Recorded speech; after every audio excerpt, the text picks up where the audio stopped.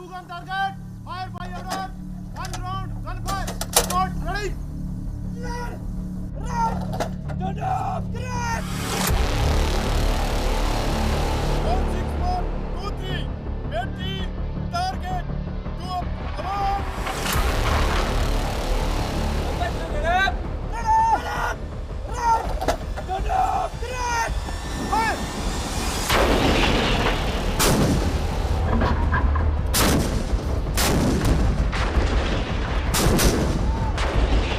तोपों की इस गर्जना से भारतवासियों का विश्वास जगता है और दुश्मन का हौसला हिल जाता है।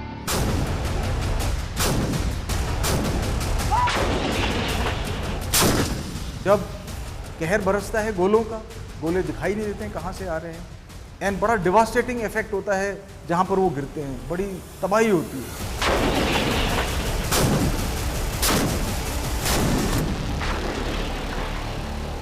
आर्टिलरी की भूमिका अपने फायर पावर से दुश्मन के सामरिक क्षमता को इस हद तक क्षीण करना है कि उसकी युद्ध की इच्छा शक्ति ही टूट जाए।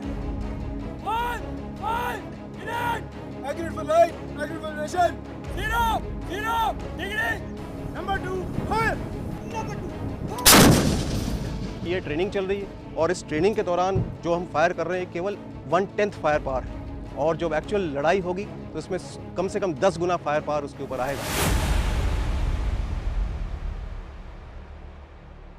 कारगिल के अंदर तो सभी जानते हैं आर्टिलरी का क्या रोल था।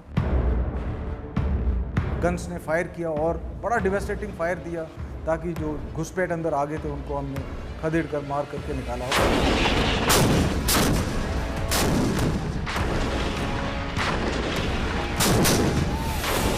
भारतीय सेना में 155 मिलीमीटर बोफोर्स का इस्तेमाल होता रहा। करगिल के युद्ध में किस तरीके से उसने पूरी बाजी को पलट दिया वो सबने देखा, लेकिन अब है 155 mm धनुष और ये स्वदेशी है। मैं तो ये कहूँगा कि आत्मनिर्भरता और मेक इन इंडिया हमारे लिए बहुत ज़रूरी है। ये जो गन है, इंडिया में जितने भी गन हैं सबसे ज़्यादा रेंज पर फायर करने वाली गन है।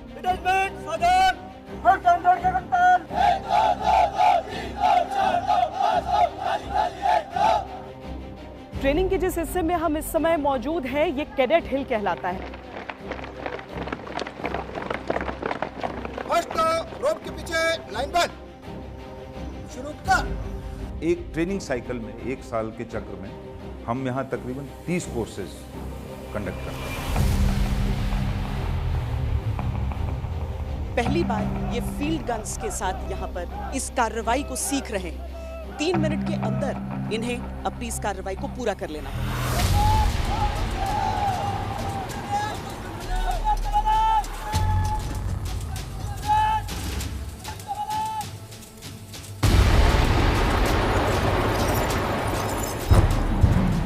ये मल्टीपल रॉकेट लॉन्चर सिस्टम आप देख रहे हैं, जिसे ग्रैड सिस्टम के तौर पर भी जाना जाता है। अगर हम जीतना चाहते हैं कोई भी द्वंद्व या युद्ध हो या डुअल हो, तो हम चाहते हैं कि हम ऐसी दूर से उसको चोट पहुंचाएं जहां से वो हमें ना पहुंचा सके। Regiment of RT Gunners is like God of war.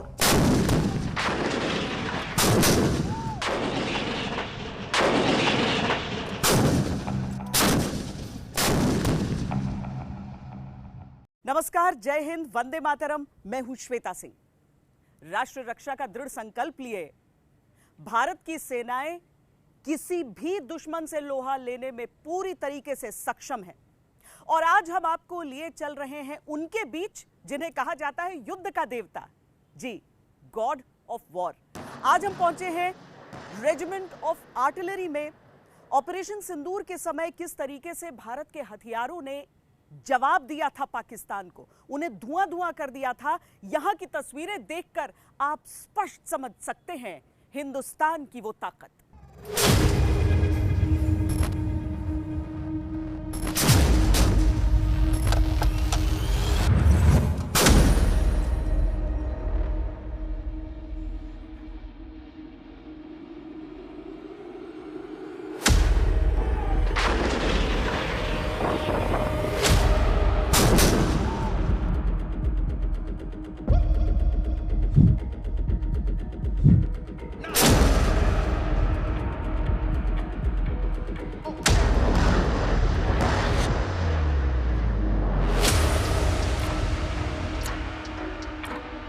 आंखों से ओझल लेकिन वार में सटीक। जब कहर बरसता है गोलों का, गोले दिखाई नहीं देते हैं कहां से आ रहे हैं, एंड बड़ा डिवास्टेटिंग इफेक्ट होता है जहां पर वो गिरते हैं, बड़ी तबाही होती है। टारगेट से मीलों दूर पर निशाना अचूक। इस प्रकार से हमारी आर्टिलरी की तजवीज़ जो है वो दुश्मन को पूरी तरह से बर्बाद करती है।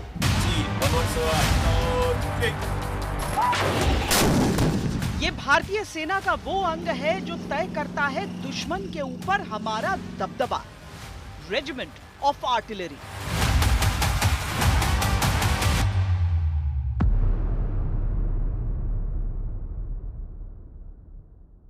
आर्टिलरी की भूमिका अपने फायर पावर से दुश्मन के सामरिक क्षमता को इस हद तक क्षीण करना है कि उसकी युद्ध की इच्छा शक्ति ही टूट जाए।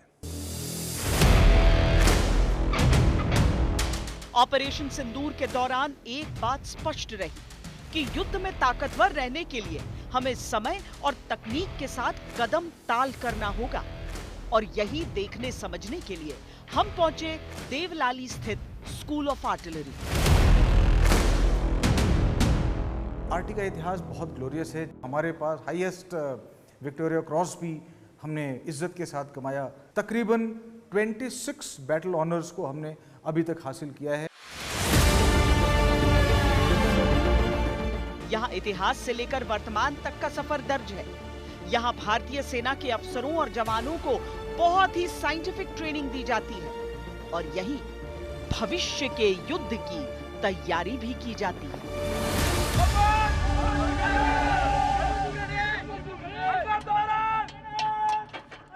ये हिंदुस्तान के शूरवीरों का रुद्रनाद है, वो गर्जना जिसे सुनकर दुश्मन का कलेजा कांप जाता है।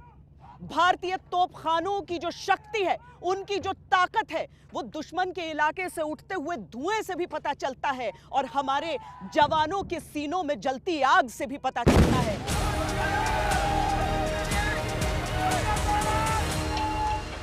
सेना की ताकत सैनिकों के शौर्य से है। सेना की ताकत हथियारों उपकरणों से है।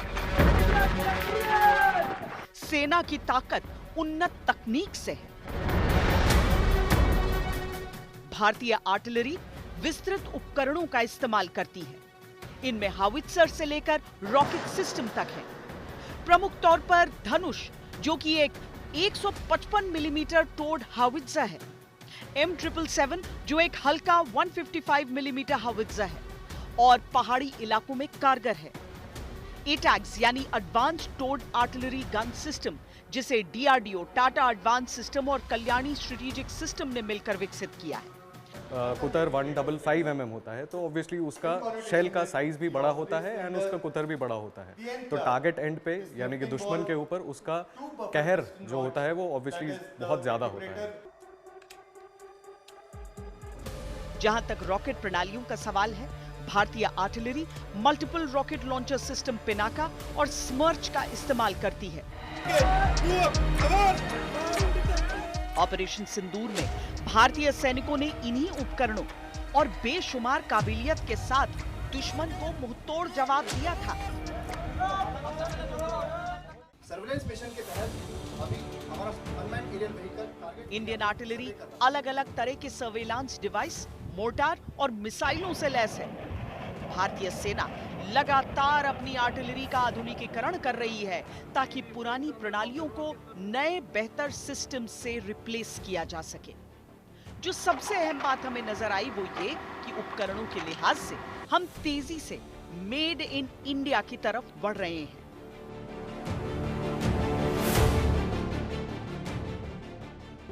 ये है भारत में विकसित पहला 155 मिलीमीटर 45 कैलिबर धनुष गन। बर्स्ट फायर करे तो 3 राउंड 30 सेकंड में, इंटेंस फायर तो 12 राउंड 3 मिनट में और सस्टेन्ड फायर 42 राउंड 1 घंटे में ये कर सकता है। बोफोर्स की टेक्नोलॉजी ट्रांसफर के आधार पर इसका विकास किया गया था हमारी ऑर्डिनेंस फैक्ट्री में और अब 85% तक ये स्वदेशी है धनुष गन जो है, अगर युद्ध भूमि में इसकी तैनाती हो तो बेहद घातक साबित हो सकता है।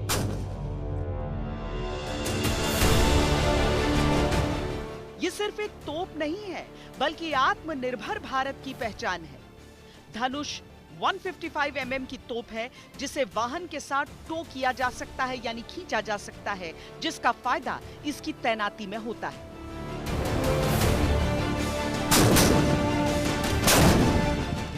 धनुष को जबलपुर की गन कैरेज फैक्ट्री में advanced weapons and equipment India limited ने बनाया है।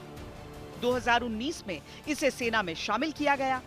असल में ये बोफोर्स तोप की तकनीक पर ही बनी है, लेकिन इसमें आज के जमाने की जंग के हिसाब से कई नए और जबरदस्त सुधार किए गए हैं।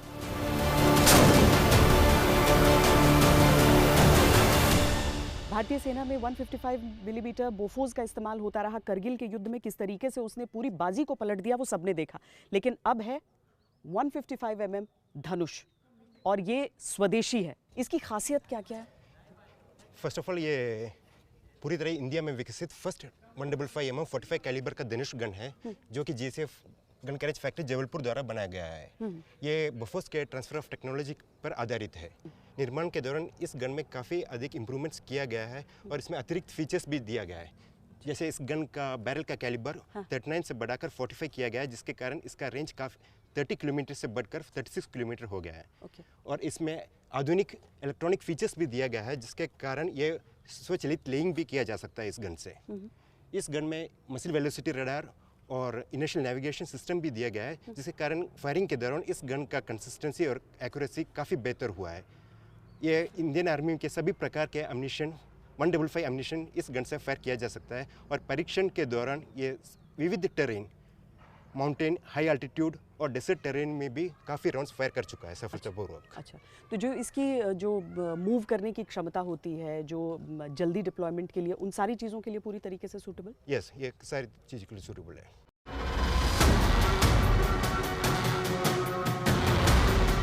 धनुष रेंज, फायरिंग स्पीड और सटीकता तीनों में बोफोर्स से बेहतर साबित हुई है। चाहे सियाचिन की बर्फीली चोटियां हो या राजस्थान की तपती रेत, हर जगह इसने अपना दम दिखाया है। धनुष तोप में 45 कैलिबर की लंबी barrel, advance navigation, auto line और दिन रात में फायर करने की क्षमता है, जिससे इसका निशाना अचूक है।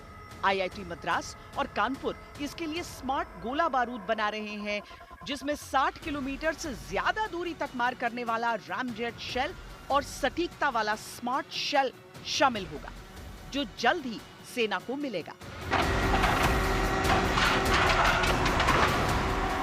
यानी दुश्मन चाहे कितनी भी दूर छिपा हो, धनुष से निकला गोला अपना रास्ता खुद तय करेगा।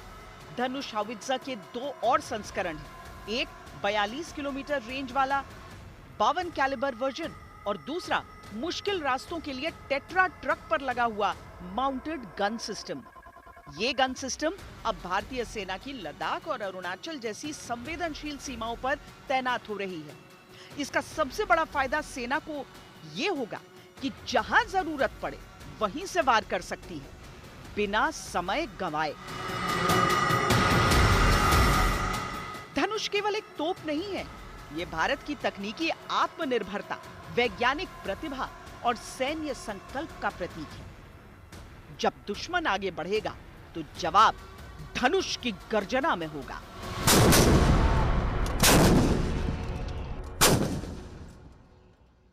ये है K9 वज्र। जैसा कि इसका नाम है, ये वज्रपात ही करता है अपने दुश्मनों पे। तोपखाने का एक ऐसा औजार आप समझ लीजिए जो कि रेगिस्तानी इलाकों में एक बहुत बड़ी बढ़त देता है हमारी सेना को।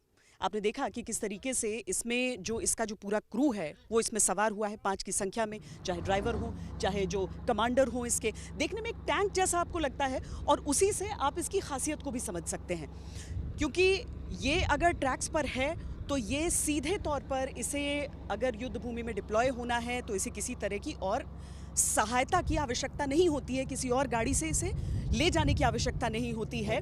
ये खुद ब खुद इन ट्रैक्स के जरिए जा सकता है। इसकी मोबिलिटी इसकी बहुत बड़ी ताकत है। और टैंकों पर इसका एज क्या होता है कि इसका जो गन है ये 40 किलोमीटर दूरी के निशाने पर भी टारगेट लगा सकता है। भारत में इसका निर्माण अब हो रहा है। 2018 में यह भारतीय सेना में आ चुका है, यानी कि आत्मनिर्भर भारत की सेना की ओर एक बड़ा कदम।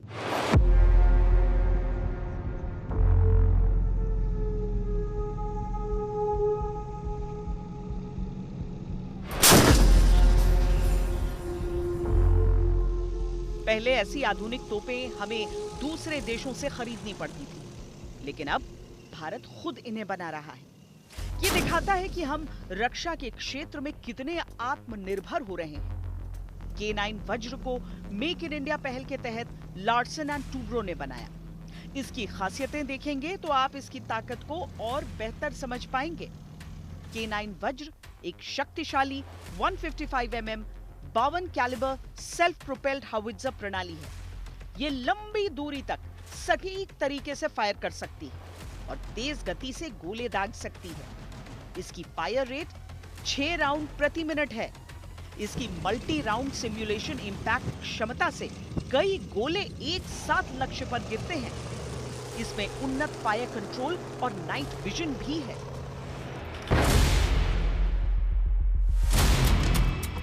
इसे एक जगह से दूसरी जगह ले जाना बेहद आसान है, खासकर रेगिस्तानी या मुश्किल इलाकों में। इसमें जवानों की सुरक्षा का भी पूरा ध्यान रखा गया है। ये दुश्मन के हमलों को झेलने में भी सक्षम है।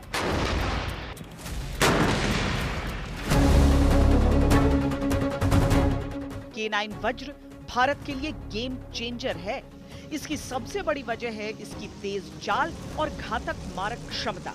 ये तेजी से दुश्मन पर हमला कर सकती है और जल्दी से अपनी जगह बदल सकती है, जिससे दुश्मन को इसका पता लगाना मुश्किल हो जाता है। ये बात युद्ध के मैदान में बड़ी बढ़त देती है। मैकेनाइज्ड इन्फेंट्री की जो बीएमपी है या आर्मर्ड रेजिमेंट के जो टैंक्स हैं, उनकी गन की रेंज और इस गन की रेंज में बहुत फर्क है। ये गन 40 किलोमीटर तक फायर करती है और वो सिर्फ डायरेक्ट एंगेजमेंट के लिए होती है। इसमें ट्रूप्स के बैठने की पॉसिबिलिटी? यस ऑफ कोर्स, हाँ। ड्राइवर और क्रू केबिन सब कुछ अंदर है, बाकी चीजें सब उसी तरीके से हैं। K9 वज्र भारत के बढ़ते रक्षा उत्पादन और हमारे इंजीनियर्स की काबिलियत का प्रतीक है। ये तोप हमारी सीमाओं की सुरक्षा में एक मजबूत दीवार बनकर खड़ी है।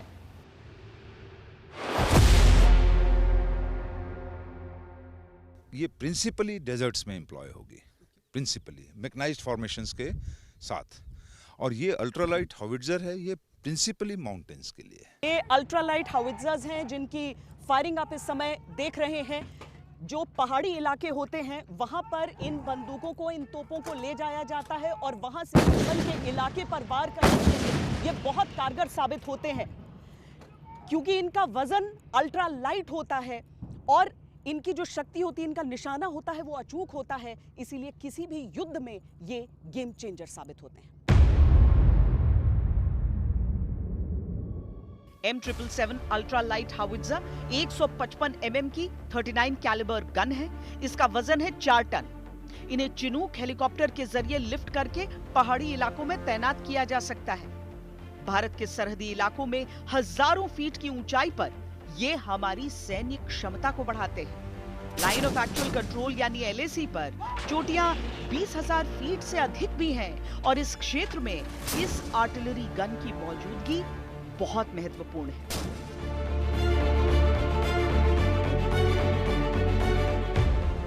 इससे कई तरह के एम्यूनिशन को फायर किया जा सकता है। अलग अलग राउंड के इस्तेमाल के साथ इसकी फायरिंग रेंज 40 किलोमीटर तक हो सकती है।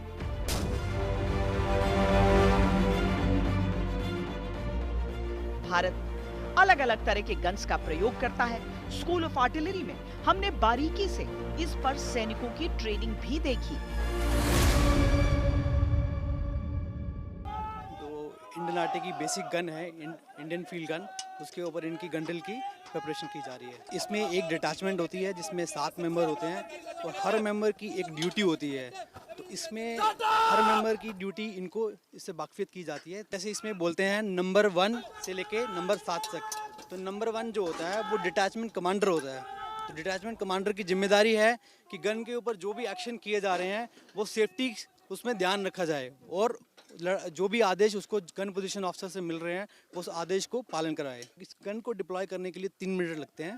3 मिनट के अंदर ये गन एक्शन में आ जाती है। कुल मिलाकर भारतीय सैनिकों को उपकरणों की पूरी जानकारी के साथ साथ युद्ध भूमि की परिस्थितियों में इनके इस्तेमाल और तेजी से डिप्लॉयमेंट पर फोकस रहता है। ये मल्टीपल रॉकेट लॉन्चर सिस्टम आप देख रहे हैं, जिसे ग्रैड सिस्टम के तौर पर भी जाना जाता है। 20 सेकंड के अंतराल में 40 रॉकेट फायर किए जा सकते हैं। अब समझिए कि किस तरीके से जो हमारी विध्वंसक क्षमता है वो बढ़ जाती है। 600 से 800 मीटर के दायरे का पूरा इलाका ये ध्वस्त कर सकते हैं।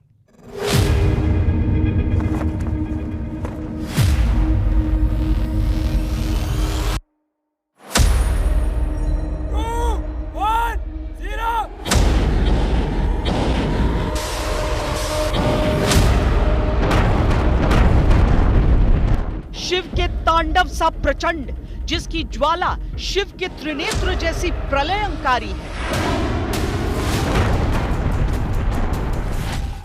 जिसकी गर्जना से रणभूमि कांप उठे, इसीलिए नाम शिव के धनुष पर पड़ा पिनाका।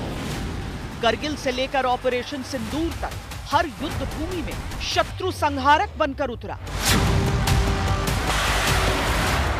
ये है आत्मनिर्भर भारत की शक्ति, Pinaka multi barrel rocket launcher system.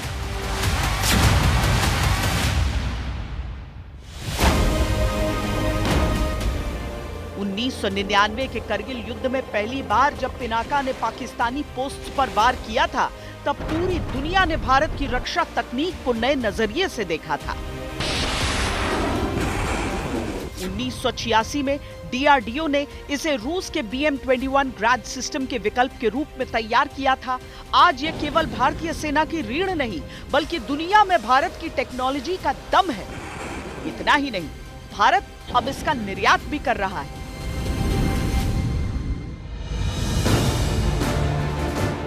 – 2023 में आर्मेनिया ने भारत से Pinaka multi barrel rocket launcher system लिया था और अब फ्रांस भी इसे खरीदने की तैयारी में है। पिनाका के कई संस्करण तैयार हो चुके हैं। मार्क 1 से लेकर मार्क 3 तक। मार्क 3 की मारक क्षमता 120 किलोमीटर तक पहुंच चुकी है। गाइडेड और अनगाइडेड दोनों तरह के रॉकेट, शूट एंड स्कूट क्षमता और अब आधुनिक नेविगेशन सिस्टम से यह और भी सटीक बन चुका है।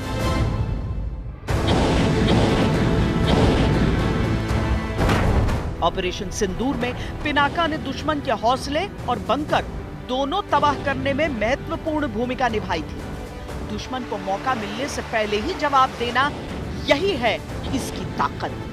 एक ऐसा सिस्टम जो आत्मनिर्भर भारत का हथियार भी है और भरोसा भी।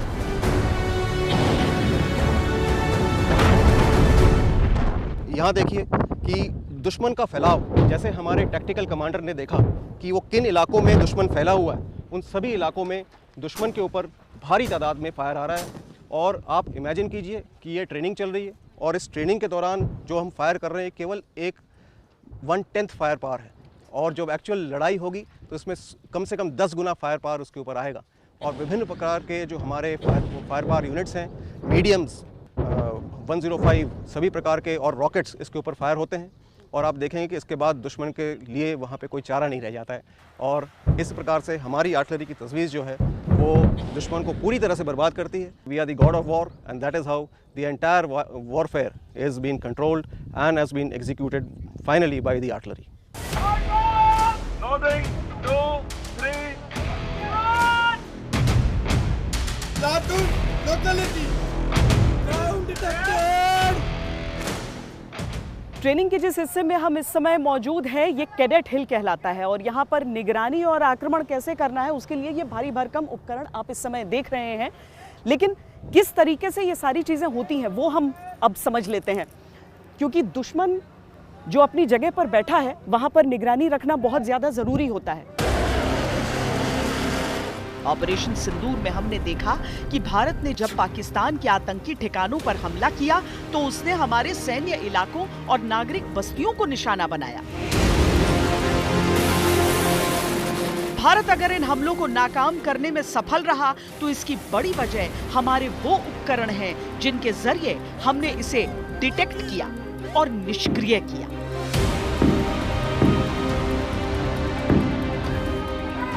किसी भी मिलिट्री ताकत के 3 मूलभूत हिस्से होते हैं। पहला उनका मनूवर एलिमेंट, उनके फायर पावर रिसोर्सेज और सर्वेलेंस एसेट। और लड़ाई के मैदान में उनकी जीत के लिए ये ज़रूरी है कि इन तीनों जो मूलभूत इसके हिस्से हैं वो सक्षम हों और उनमें आपसी तालमेल हो। इसके लिए सर्वेलेंस एंड टारगेट एक्विजिशन एक तोपखाना रेजिमेंट का एक अभिन्न अंग है, जिसके पास आधुनिक रडार्स और वेरियस सर्वेलेंस इक्विपमेंट्स होते हैं, जिसकी मदद से हम कम से कम समय में दुश्मन के इलाके के बारे में जानकारी और लड़ाई के मौजूदा हालात के बारे में हम जानकारी प्राप्त करते हैं, जिससे कि हमें आने वाले वक्त में उसके आगे की कार्रवाई करने में हमें मदद मिल सकती है।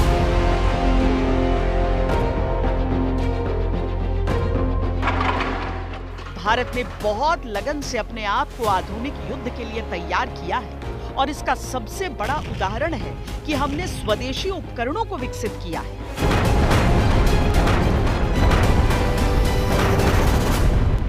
तो इंसान और उपकरणों का जब संतुलन होता है, इंसान तो खुद को सुधारता रहता है प्रशिक्षण से, उपकरण में जो सुधार होता है उसकी भी उतनी ही जरूरत होती है।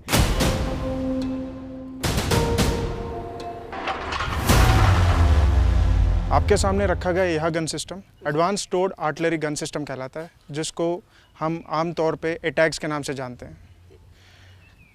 ये जो एटैग्स है, ये स्वदेश में डिज़ाइन किया गया सबसे पहला 155 mm 52 कैलिबर गन है। अच्छा। और इसको पूरी तरीके से इंडियन प्राइवेट इंडस्ट्री ने मैन्युफैक्चर किया है। हाँ। इसका design armament research and development establishment, जो कि DRDO का हिस्सा है, और इंडियन आर्टिलरी का सहयोग से बनाया गया है। ये जो गन है, इंडिया में जितने भी गन हैं सबसे ज़्यादा रेंज पर फायर करने वाली गन है। इसकी रेंज 45 किलोमीटर्स है। हाँ। और इसमें ऑटोमेटिक लोडिंग फायरिंग कैपेबिलिटी है।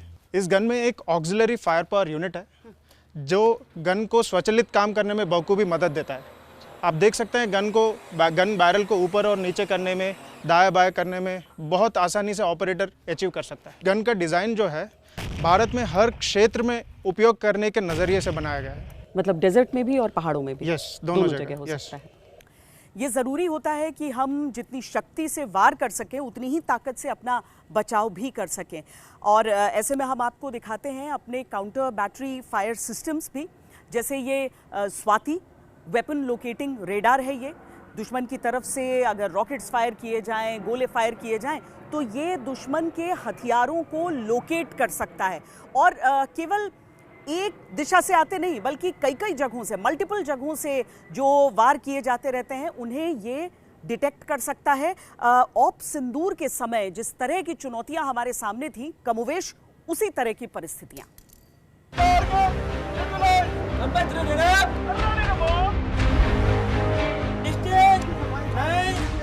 DRDO और भारत इलेक्ट्रॉनिक्स लिमिटेड ने साथ मिलकर इसका निर्माण किया है। न केवल ये दुश्मन के तोपखाने के पोजीशंस का पता लगाकर उसे नष्ट करने में सक्षम है, बल्कि अगर अपनी फायरिंग में कुछ गलतियां हो रही हैं, उसके करेक्शन के लिए भी ये साफ तौर पर निर्देश देता है। 4 6 4 2 3। ये हमारा वेपन लोकेटिंग रडार स्वाति है। ये देश का पहला बना हुआ भारत का स्वदेशी वेपन लोकेटिंग रडार है और इसे भारत इलेक्ट्रॉनिक लिमिटेड बेंगलोर ने बनाया है। ये वेपन लोकेटिंग रडार जो है डॉपलर रडार प्रिंसिपल पे काम करता है और यह दुश्मन के मोटर्स, गन्स एंड रॉकेट्स को डिटेक्ट करने की काबिलियत रखता है और 40 किलोमीटर तक हम इनको डिटेक्ट कर सकते हैं और ज़रूरत पड़ने पे हम इस पे अपने गन्स के फायर को भी डायरेक्ट कर सकते हैं और कारगर फायर रख के दुश्मन के इलाके को बर्बाद कर सकते हैं और उनके गन एरियाज़ को बर्बाद कर सकते हैं। हमारा ये वेपन लोकेटिंग रडार ये गेम चेंजिंग है, क्योंकि इससे पहले हम ANTPQ-37 रडार यूज़ करते थे जो US का बना हुआ था और उसको हम आत्मनिर्भर भारत में कंप्लीट हमारे इसे DRDO ने जो बनाया है और बेल के साथ कोलैबोरेशन में स्वाति, ये एक बहुत बड़ा गेम चेंजर है और ये कंप्लीट इंटरनेशनल फोरम में हमारे लिए, हमारे देश के लिए एक बहुत बड़ा सम्मान की बात है और हमारी आत्मनिर्भरता इससे बढ़ी है, जिससे कि हमारे एडवर्सरी के लिए एक बहुत बड़ा ये लेसन है कि हमारे पास ये ऐसा वेपन है कि जैसे ही उनकी गन्स या मोटर्स या रॉकेट्स ओपन करते हैं, हम उनके काउंटर बम्बार्डमेंट और काउंटर फायर करके उनको तुरंत से तुरंत जल्द से जल्द हम बर्बाद कर सकते हैं और इसकी टेक्निकल खसूसियत बहुत ही अच्छी है, जिससे कि बहुत ही ये न्यू जनरेशन इक्विपमेंट है। भारत ने अपनी जरूरतों के अनुसार अपने उपकरणों को विकसित किया। जिन इलाकों में प्राकृतिक अवरोध होते हैं वहां के लिए भी खास उपकरण है। ये हमारा है ELM 2140 medium field battlefield surveillance radar है, जो ये डॉपलर प्रिंसिपल पे काम करता है। ये रडार दुश्मन के ज़मीनी एवं लो फ्लाइंग टारगेट्स जैसे उनके ट्रुप्स, टैंक्स, हेलीकॉप्टर्स इत्यादि को डिटेक्ट करता है। अभी आप देख सकते हैं कि इसमें एक 30 मीटर मोबाइल मास्ट है, जिसमें हमें जहाँ पे नेचुरल हाइट्स नहीं मिलते हैं वहाँ पे हम इस ELM 2140 रडार को माउंट करते हैं, जिससे कि हमें दूर सर्वेलेंस करने पे आसानी होती है। और जहाँ भी इसका प्लेन और जेडर्स में इसका काफ़ी उपयोग होता है, जिससे कि हमें सर्वेलेंस करने में दुश्मन के इलाके में काफ़ी सहूलियत होती है और हम अपने सर्वेलेंस ग्रिड को अच्छे से एस्टैब्लिश कर सकते हैं। भारतीय सेनाएं आधुनिक उपकरणों पर लगातार सैनिकों की ट्रेनिंग करती रहती हैं, क्योंकि पता नहीं कब, किस जगह, किस पैमाने पर जरूरत पड़ जाए। बेसिकली हमारा मेन एम है कि अपने मिलिट्री कमांडर को हम कम से कम समय में जो भी दुश्मन की गतिविधियों के बारे में बात करें, जिससे हमारे मिलिट्री कमांडर समय से और टाइमली डिसीजन ले सके कि हमें क्या एक्शन लेना है। और ये हमें एक बहुत बड़ा पोटेंट हमारा इन्फॉर्मेशन है, जिससे कि हमारे मिलिट्री कमांडर को काफ़ी एक अच्छी ताकत मिलती है, जो सूझबूझ से कोई भी आगे का कदम उठा सकता है।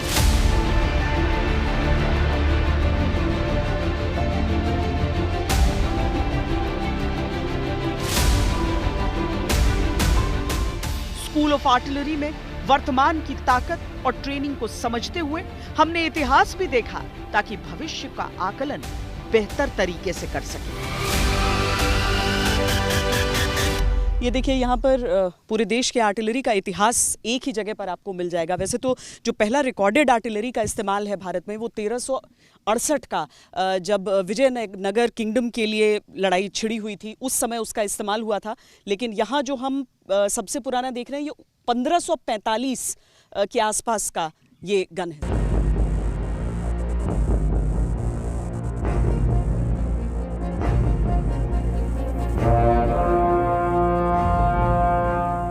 मैंने आपको बताया कि कंटिन्यूसली आर्टिलरी हमेशा से आगे अग्रसर एडवांस होती रही है। तो अगर आप एक बर्ड्स आई व्यू इस पार्क में देंगे, जिस पार्क का नाम गन्स टू दी एजेस है, जिसमें मेजर गन सिस्टम कैसे इवॉल्व है वो आप देख सकते हैं। तो अगर आप ध्यान देंगे तो जो शुरुआती गन्स हैं जो यहाँ लगी हैं, ये ब्रास की बनी हुई हैं, जो एक तरह से अष्ट धातु का कॉम्बिनेशन रहता था।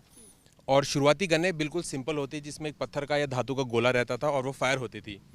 जैसे जैसे थोड़ा एडवांसमेंट आई, टेक्नोलॉजी चेंज हुई, तो हमारे पास पत्थर वाले रहे होंगे या बारूद वाले रहे होंगे? एक्चुअली इसमें पत्थर फायर होता है और उसको फायर करने के लिए जो पीछे से प्रोपल्शन, जो धक्का होता है, वो बारूद से जाता है। आज के टाइम में थोड़ा सिस्टम अलग है। अभी जो शेल आगे जाता है टारगेट पे गिरने के लिए, उसमें भी बारूद होता है, परंतु पहले वो एक पत्थर की मतलब दूर तक तीर फेंकने जैसा आसान तरीका ये ईजाद किया गया था। अब जैसे जब मैंने आपको बताया कि ब्रास के बाद में आगे थोड़ा कॉम्प्लिकेटेड सिस्टम आया, तो कास्ट मेटल के इक्विपमेंट आए, जो मराठा फोर्सेस के पास भी थे और ब्रिटिश फोर्सेस के पास भी थे। ये लगभग 5 सदियों का आर्टिलरी का इतिहास। आज के हिंदुस्तान की ताकत दुनिया देख रही है और हम देख रहे हैं भविष्य की ओर।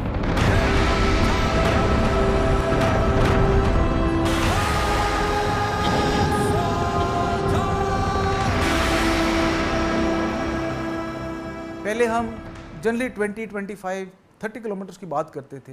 आज हम गन सिस्टम्स के थ्रू बात करते हैं 35, 40 किलोमीटर्स के बीच के अंदर, जो कि एक बहुत बड़ी रीच है, जिससे हम दुश्मन के मिडिल लेवल के हिस्से तक हम गन्स के थ्रू पहुंच सकते हैं। ये तो हुआ गन सिस्टम्स के अंदर। और जैसे मैंने बताया था, आर्टिफिशियल इंटेलिजेंस के फील्ड में वर्चुअल रियलिटी को हम बहुत पूरी तरीके से अडॉप्ट कर रहे हैं। अब हमारे पास ये एरियल प्लेटफॉर्म्स आ रहे हैं, जिसको हम एक्सप्लॉइट कर रहे हैं। ड्रोन्स कह लीजिए। अब drones is just a common technology, I can say. Drones है, क्वाडकॉप्टर्स है, आरपीवीज है, और अब तो इसकी एक वैरायटी ऑफ, मेरे ख्याल से इंडस्ट्री भी जो है, as the technology is developing, अपने वेरियस शेड्स ऑफ वैरायटी में इसको बनाएगी। We are having an eye on that. अब हम इसको एक्सप्लॉइट कर रहे हैं कि कितना डीप हम इसे भेज सकें, इसके ज़रिए हम टारगेट को एक्वायर कर सकें, सर्वेलेंस रख सकें, और फिर उस डेटा को लेकर के हम गन्स को पास करके उस टारगेट को एंगेज कर सकते। तो जो हमें दिखाई भी नहीं दे रहा है उसे हम एंगेज कर सकते। ड्रोन टेक्नोलॉजी हुई, चाहे हमारी ये गन्स की दूर मारक क्षमता हुई, इसको हम पूरी तरीके से इम्बाइब करके मेरे ख्याल से फ्यूचर वॉर्स के अंदर एक बहुत ही अहम हिस्सा साबित होंगे। युद्ध तकनीक के क्षेत्र में दुनिया बहुत तेजी से बदलती है। ऑपरेशन सिंदूर में भारत की ताकत ने साबित कर दिया है कि भविष्य को हम वर्तमान बना चुके हैं।